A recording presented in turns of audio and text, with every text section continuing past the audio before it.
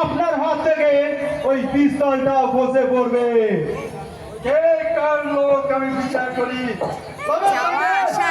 Encounter করার পর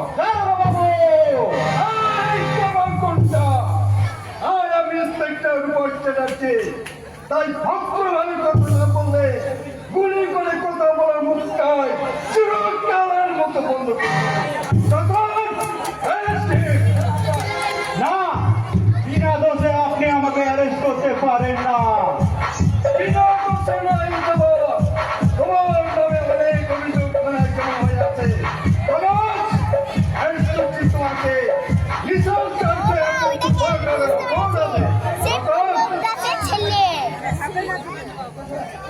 আমিও দেখবো বিচার আপনাদের গারদখানা আমাকে কতক্ষণ আটকে রাখতে পারে।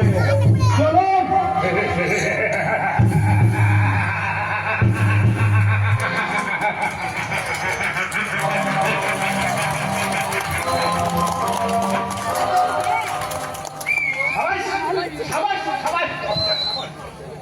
চমৎকার